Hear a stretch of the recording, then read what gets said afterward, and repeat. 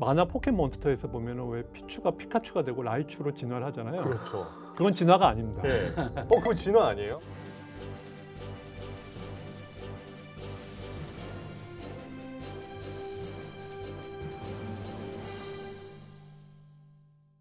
안녕하십니까. 오늘 10분 토론에서는 인류 진화 비밀에 대한 이야기를 해볼 텐데요. 그동안 우리가 잘 모르고 있었던 그리고 또 오해하고 있었던 여러 진화에 대한 이야기를 풀어주실 전문가 두 분 모시고 토론 시작하겠습니다. 어서 오십시오. 저는 가천대학교 스타트업 칼리지에서 학생들에게 인간 본성이 깃든 비즈니스 뭐 이런 것들 가르치고 있는 장대익입니다. 예, 진화 생물 철학자입니다. 안녕하세요. 저는 경희대학교 후마니타스 칼리지 국제 캠퍼스에서 진화 심리학을 연구하고 있는 전중환 교수입니다. 이 진화라는 표현에 대해서 우리가 흔히 오해하고 실수를 하는 인간은 원숭이로부터 진화한 것이다 아니겠습니까? 원숭이가 인간으로 진화했다라고 하면 예. 추석이나 설에 고향에 내려가는 게 아니고 예. 동물원에 가겠죠. 사실 말이 안 되는 거예요. 그렇죠. 지금 현재 생존하고 있는 원숭이, 침팬지, 오랑우탄, 고릴라 이런 애들 영장류라고 하죠. 예. 영장류는 거슬러 내려가면 예를 들어 침팬지는 한 600만 년 전에 우리랑 공통조상에서 갈라져 나온 종이고요. 거슬러 내려가면 결국에는 영장류의 최초의 조상이 있겠죠. 거기서부터 다 분기한 종들이에요. 또 거슬러 내려가면 또 영장류도 다른 동물과 식물과 또 만나겠죠. 종애교원에 보면 a few라는 표현이 나옵니다. 한두 개로부터 시작한 생명이 이렇게 엄청나게 다양해졌다. 종이 분기하고 공통조상에 갈라져 나왔다는 개념을 그걸 이해를 못하고 계시기 때문에 지금에 있는 원숭이가 도대체 몇십만 년, 몇 억 년이 되면 인간으로 진화할 수 있는지 이렇게 이제 물어보면 사람들이 헷갈리기 시작하죠. 그런 일은 절대 일어날 수 없습니다. 인간과 침팬지는 사촌격인 거잖아요. 네. 사촌으로부터 여러분이 유래한 게 아니잖아요. 예. 사촌과 여러분은 할아버지 혹은 할머니라는 공통조상을 공유를 하고 있는 친정인 거죠. 근데 우리가 흔히 이제 어렸을 때 오스트랄로피테쿠스가 좀 이렇게 쭈그리고 네, 있고 네. 그 다음에 유인원들이 점점 일어나는 모습이 나와 있잖아요. 네. 인터넷에 가보면 다 많이 인간의 나와 진화 있죠. 그러면 다 그거에 나오잖아요. 사진들 다 진짜 폭파해보고 싶어요. 아 정말로? 예, 인터넷에서 사라져야 될 밈 넘버 3 중에 하나입니다. 예.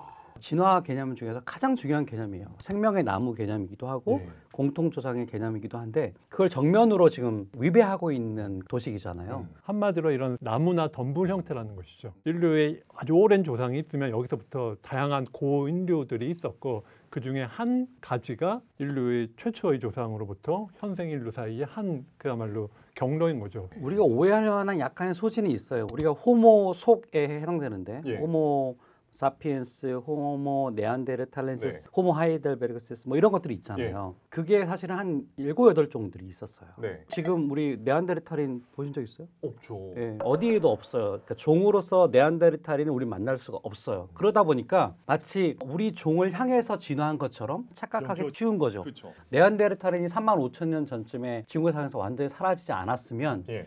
우리는 이런 고민을 안 했을지도 몰라요. 근데 놀랍게도 예. 유럽에 가시면 네안데르탈인을 사실 만날 수 있어요. 아까 만날 수 없다고 하셨잖아요. 예, 종으로서가 아니라 유전체라고 하는데 게놈 그 유전체의 한 4%에서 6% 정도가 네안데르탈인의 피를 갖고 있습니다. 사피엔스하고 네안데르탈인이 어느 정도 교잡을 섞여 있다. 했다는 거죠.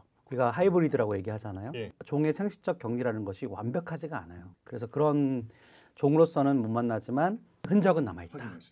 생명의 나무 얘기를 하셨으니까 우리가 그 생명의 나무 이론을 탄생시킨 다윈 이야기를 안 할 수가 없을 것 같습니다. 다윈의 진화론 어떻게 시작이 된 걸까요? 1859년에 종애기원으로부터 예. 이제 출발하죠. 찰스 다윈이 1809년에 태어났어요. 20대 초반에 비그로를 타고 갈라파고스에 가서 그 유명한 핀치새를 예. 보고 자연 선택에 의해서 종이 변화할 수 있다라고 하는 거를 깨닫게 됐다라고도 알려져 있지만 예. 사실 역사적으로 보면 갈라파고스에서 채집한 그 표본들의 의미는 예. 나중에서야 알게 되고요.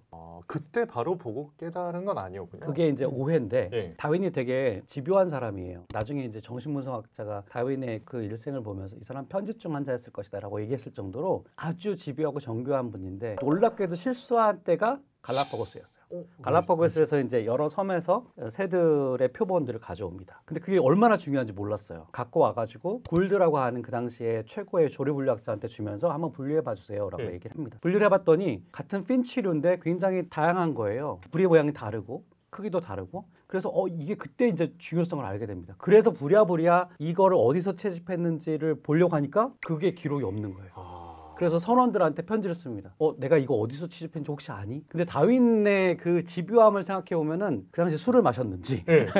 좀 이게 어려운 일이 벌어진 거예요. 그 다음에 이제 정말 그걸 깨닫고 나서 네. 자연 선택에 의해서 어떻게 종이 분화되는지에 대한 어떤 막연하지만 그래도 강한 확신을 갖게 돼요. 그게 1838년 이때입니다. 그 자연 선택이라는 이론에 대해서 좀 정확하게 설명을 좀 해주시죠. 혹시 사회자님 진화와 자연 선택이 어떻게 다른지 아세요? 자연 선택을 통해 진화가 일어나는 맞습니다. 거 아닌가요? 오, 야. 더 이상 제가 설명 보통은 많은 분들이 진화 이꼴 자연 선택으로 오해를 많이 하시거든요. 예. 그래서 진화랑 자연 선택을 구별을 하면 좋겠는데요. 예. 진화는 세대를 거쳐서 개체군의 형질이 변하는 거예요. 예. 그래서 예를 들어 만화 포켓몬스터에서 보면은 왜 피추가 피카츄가 되고 라이츄로 진화를 하잖아요. 그렇죠. 그건 진화가 아닙니다. 예.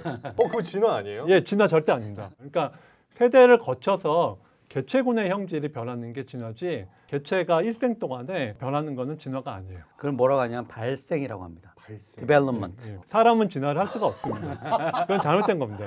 그러니까 저는 진보하고 싶어요. 뭐 네. 매일 좀더 발전하고 나아지고 싶어요. 싶어요. 그거를 뭔가 좀 있어 보이려고 사람들이 예. 그런 식으로 많이 표현을 하는데 네. 개체의 일생 동안에 이루어지는 변화는 진화가 아니에요. 진화는 반드시 세대를 거쳐서 부모 세대와 자식 세대 사이에 개체군의 형질이 변하는 게 예. 진화입니다. 그리고 많은 사람들이 역시 진화가 뭔가 진보, 점점 나아지는 거라고 생각을 하거든요. 그것도 사실 잘못된 겁니다. 진화는 진보가 아니거든요. 퇴화도 진화예요. 아니 근데 이 말에 오히려 제가 반박하고 싶은 거는 그러면 다윈이 진화론이라고 이름 붙인 게 잘못된 거 아닌가요? 왜냐하면 사실 진화 에볼루션이라는 그 예, 단어에는 좀 더 나아진다 이런 뜻이 있는 건데 맞아요. 예. 다윈이 얘기하는 진화론은 사실 생명의 종의 다양성을 얘기한 거지 생물이 나아진다라고 설명한 건 아니었잖아요. 그래서 이제 종의견에 보면 네. 이제 제가 종의견을 번역했는데요. 네. evolution이라는 단어가 초판에 나오지 않아요. 안 나와요. 네. descent with modification. 그게- 변화를 동반한 계승. 어. evolution이라는 말은 지금 사회자님 말씀하신 대로 약간 unfolding 한다는 펼쳐서 뭔가 나아간다라고 하는 뜻이 있기 때문에 그러니까요. 그거를 쓰고 싶지 않았던 거예요. 근데 그 당시에 그 스펜서라고 하는 이제 진화 철학자가 예. 이미 evolution이라는 단어를 진화라는 단어를 이미 유행을 시켜놨어요.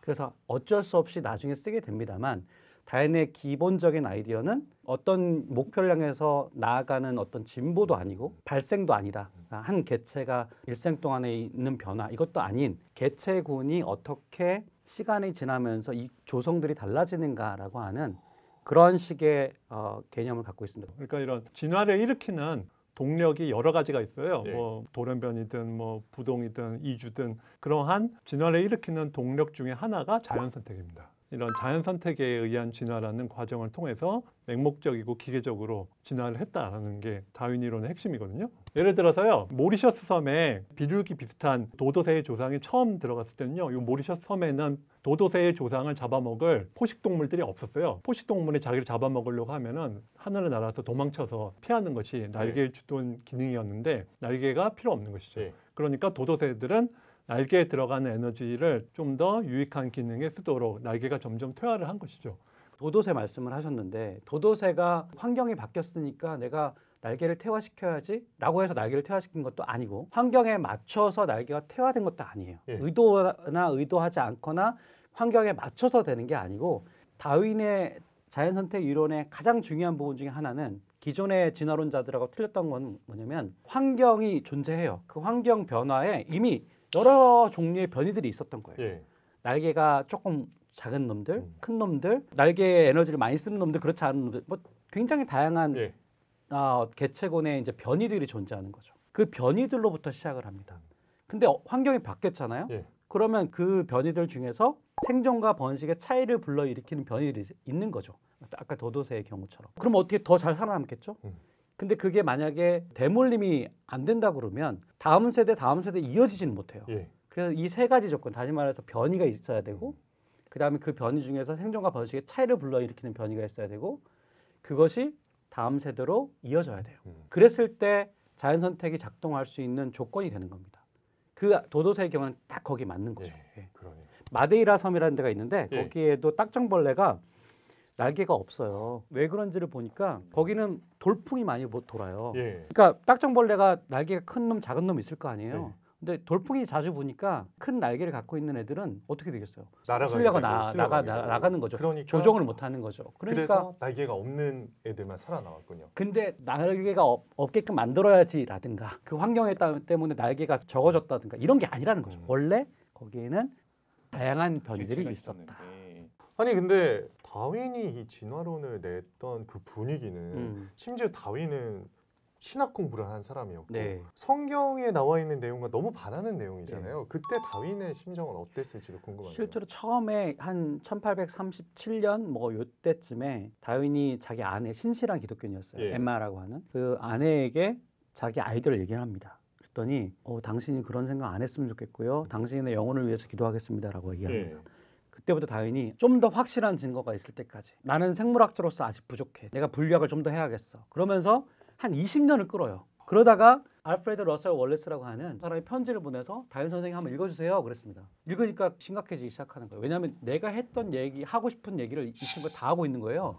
잘못해서 내가 이 편지를 안 받았다 그러면 내가 거짓말을 하는 거고 예. 받았다라고 하면은 내가 두 번째가 되는 거잖아요.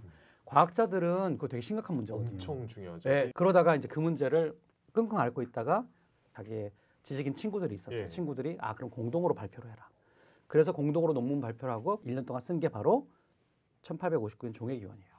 그러니까 어쩌면 그 월레스의 그런 편지가 없었으면 더 끌었을지도 모르는 거죠. 그만큼 다윈은 이게 정말로 인류의 지성사에서 큰 변곡점이 될 거라고 생각했던 것 같아요. 사실은 다윈의 종회기원이 다윈의 의도와는 다르게 굉장히 좀 악한데 많이 쓰이지 않았습니까? 맞아요. 역사적으로는 실제로 사회자님이 말씀하신 부분들이 상당 부분 있었어요. 실제로. 그러니까 우생학이라고 하는 분야. 그다음에 나치주의자들도 사실은 다윈의 이론을 들먹이면서 양육강식의 사회를 옹호하는 것처럼 예를 들면 장애자들을 불임을 시켰던 때가 있었어요. 1900년대 초반 중반에 실제로 미국이나 유럽에서 우리가 선진국이라고 하는 곳에서 실제로 강제로 불임을 단행을 했었어요. 근데 그때의 논리가 뭐냐면 사회 다윈주의라고 이름 붙여진. 근데 그때 저희 같은 이제 다윈주의자들은 다윈주의라는 말을 붙으면 되게 막 억울하거든요. 왜냐하면 다윈이 한 얘기도 아닌데. 어쨌든 역사적으로 보면 과학 이론을 오용한 케이스는 분명히 있었습니다. 근데 그렇다고 해서 그러면 다윈의 자연선택 이론이 정말 그런 어떤 정치적 오염된 거냐? 그건 아니라는 거죠. 그래서 많은 사람들이 그러면은 적자 생존, 약육강식 이거 되게 나쁜 이론 아니냐. 특히 그렇기 때문에 저같이 진화 이론으로 인간 사회를 설명하려는 사람들을 많이 욕하는데요. 왜냐하면은 이런 약육강식, 적자 생존, 경쟁 일변도 사회를 결과적으로 다윈의 진화론으로 인간 사회를 설명하면은 경쟁은 어쩔 수 없고 우리가 같이 공생하고 협력하는 거는 자연의 섭리에 거스르는 거 아니겠느냐. 저 사람 아주 나쁜 사람이네. 뭐 이렇게 말씀들을 많이 하시거든요. 근데 사실 다윈의 진화론은 흔히 적자 생존이라고 표현이 되지만은 그 적자는 크고 강하고 힘센 개체라는 의미가 절대 아니에요. 크고 강하고 힘센 개체가 아니라 그냥 개체군이 현재 처한 환경에서 개체의 번식에 유리한 형질을 지닌 개체가 적자예요. 이 종회기원에 다윈도 적어둔 난제가 몇 가지 있었다고 들었거든요. 두 가지가 크게 다윈이 이건 좀 나를 곤혹스럽게 하는 이론이다. 이제 이런 게 있었는데 두 가지가 뭐냐면 개미와 공작이라고 표현할 수 있어요. 사실 전 교수님이 거기 전공이신데 제가 석사 때는 개미를 연구했어요. 그러면 그렇지. 개미를 해부를 난소를 해부를 하고 개미의 난소까지 연구하셨어요. 일개미들이 이제 자기 자식을 낳지 않고 어떻게 평생 여왕 개미가 알 낳는 거를 돕는가라고 하는 남을 돕는 행동, 그 이타적 행동이 진화할 수 있었을까라고 하는.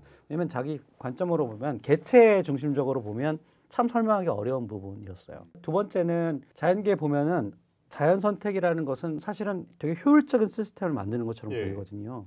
그래야지 생존에 도움이 되니까.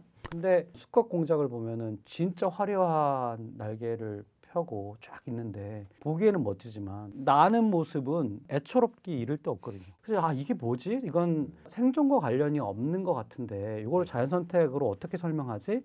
라고 하다가 이제 성선택이라고 하는 짝짓기 시에 선택을 받기 위한 형질처럼 쫙 폈을 때 아이스팟이라고 하는데 그게 선명하고 숫자가 많고 깃털이 쫙 펴지고 그런 형질들을 좋아하기 때문에 그런 상대를 짝짓기의 상대로 생각하기 때문에 자연 생존에는 불리하지만 수컷들의 이 화려함이 있다라는 거 이것도 이제 설명하고 싶었던 거죠. 두 분의 오늘 설명을 듣다 보면 저는 굉장히 쉽게 이해가 될 수 있을 것 같은 게 개미 같은 경우에는 배타적인 개미도 있었을 거고 이타적인 개미도 있었는데 좀 이타적인 이 개미의 집단들만 살아남은 거 아니었을까 이런 생각이 들거든요. 되게 좋은 지적이시고요. 네.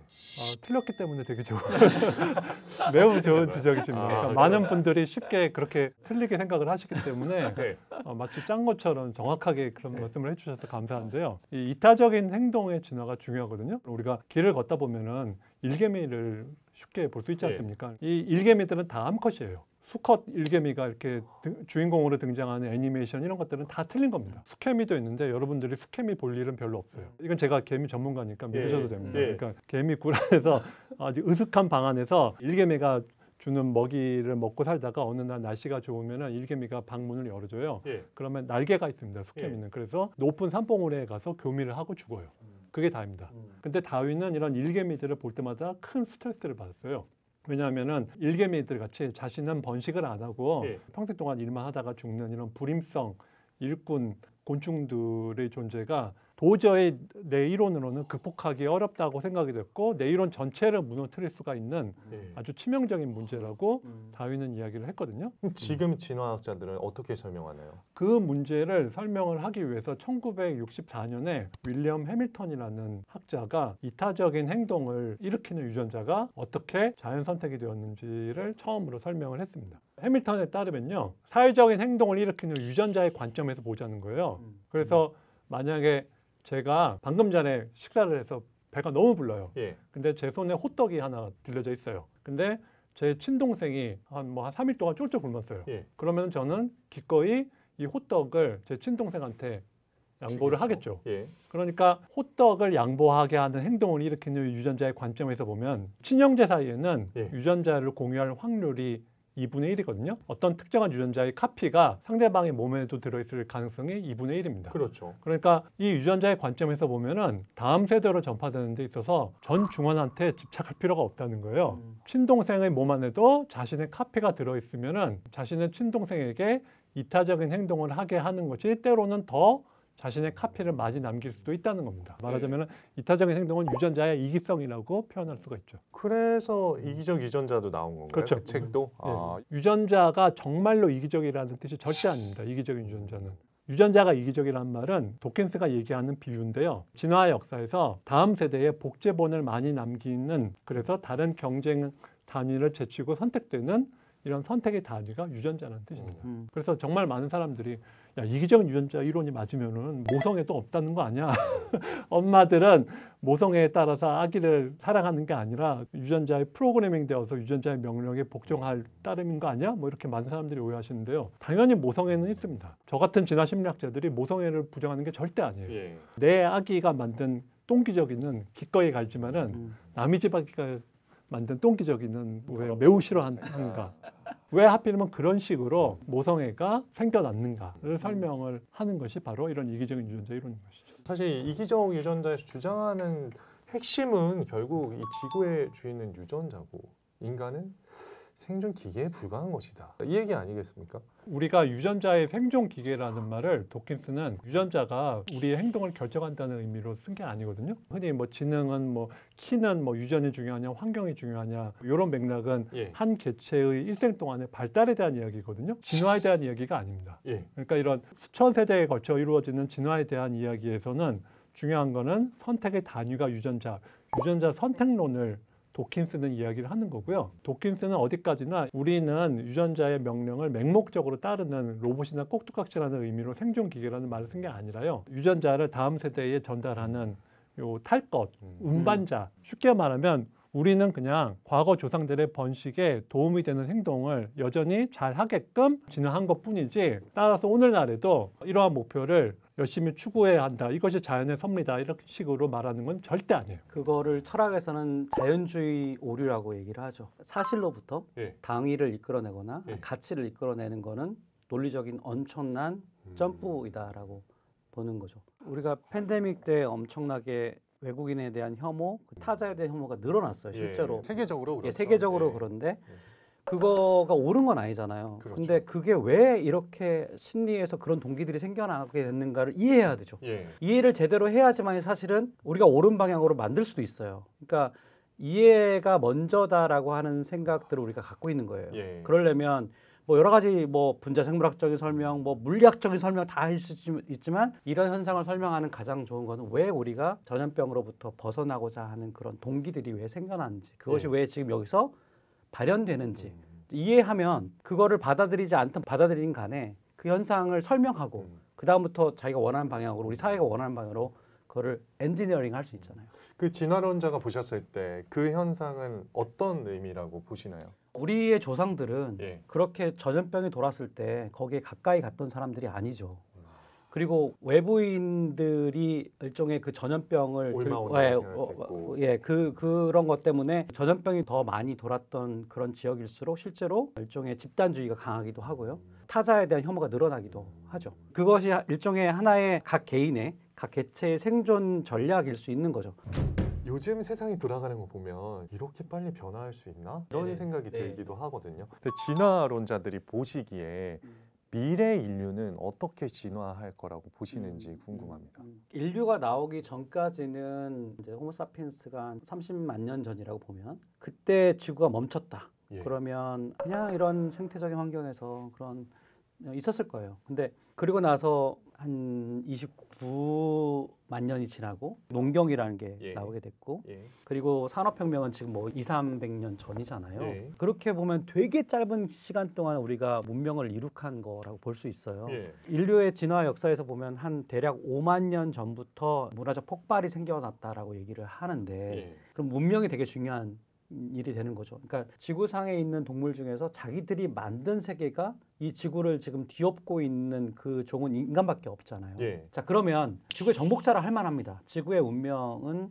인간이 쥐고 있다고도 생각이 돼요. 그 예. 뭐 과학기술의 힘이기도 하고요. 그래서 저는 인간의 미래를 생각할 때는 자연적인 진화뿐만 아니라 이 문명의 키를 쥐고 있는 인간이 어디까지 인간을 변화시킬 수 있는가 라고 하는 게 되게 큰 그 물음인 것 같거든요. 그러기 전에 기후위기가 와서 뭐 지구상에 있는 생물체들 대부분 멸절할 것이다 주장하는 사람도 있지만 그것이 없다고 치면 인간은 틀림없이 지금보다 훨씬 더 과학기술을 더 활용해서 유전자 강화를 시킨 인간을 만들어낸다든가 아니면 사이보그를 통해서 좀 더 강한 인간을 만들어낸다든가 지금도 그렇게 가고 있잖아요. 그러니까요. 예. 다시 말해서 인간은 자연적인 어떤 변화를 넘어서서 유전자 편집 기술 같은 걸 통해서 유전적으로 더 강화된 인간들을 만들게 될 것이고 자연적인 수명 이런 것들을 더 능가하고 기술과 이 자연이 하나가 되는 그런 트랜스휴먼이 될 것이다라고 하는 것이 많은 사람들이 예측하고 있는 부분이에요. 상당히 무섭네요. 한편으로는. 무서울지 아니면 그것이 우리의 인류의 대안이 될지는 조금 더 지켜봐야겠죠.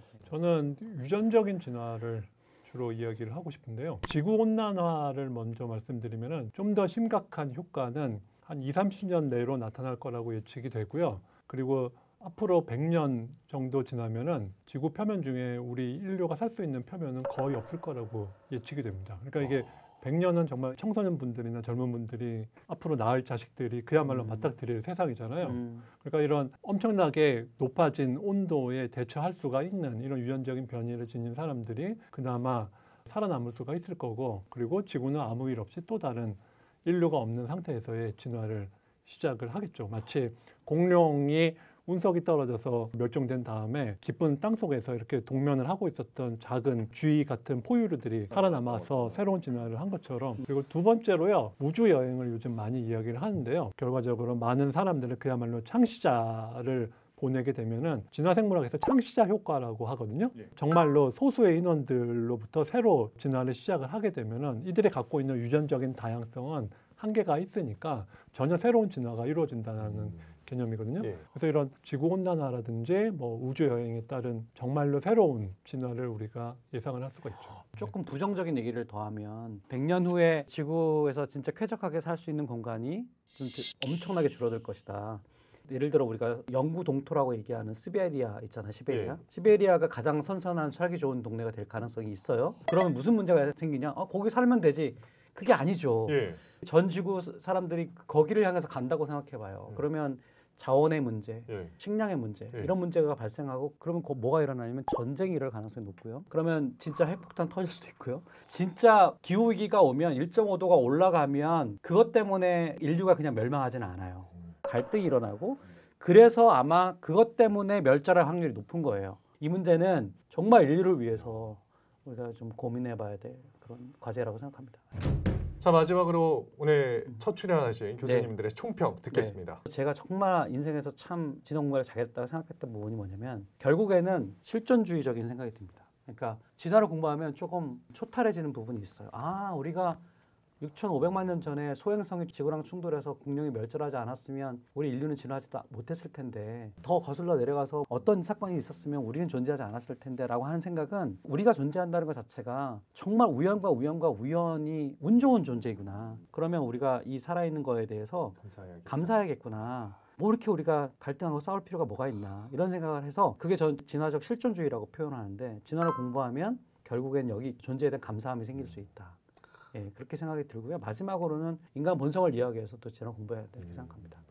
21세기의 진화론을 공부를 해야 되는 까닭은 인간은 어디에서 왔는가, 인간이 존재하는 이유는 무엇인가에 대해서 과학적인 해답을 주기 때문이라고 생각을 합니다. 그래서 본질적으로 선하거나 악한 것도 아니고요. 어디까지나 수백만 년 전에 수렵채집 사회에서 조상들의 번식에 도움이 되게끔 인간의 마음과 행동이 만들어졌거든요. 그런 걸 알면은 왜 내가 이런 식으로 느끼고 행동하는지에 대한 그야말로 실천적인 해답을 얻을 수가 있습니다. 진화이론은 정말로 나 자신을 놀랍게 하고 경탄스럽게 하기 때문에 여러분들도 그 경탄스러운 경애의 세계를 같이 접하면 좋겠습니다. 오늘 10분 토론 인류의 진화부터 시작해서 다윈의 진화론까지 자세히 한번 파헤쳐봤습니다. 여러분들께서 오늘 보시면서 가장 기억에 남은 이야기는 무엇이었는지 댓글창에 남겨주신다면 여러분들의 의견도 새겨 듣도록 하겠습니다. 오늘 10분 토론 여기서 마치겠습니다. 고맙습니다.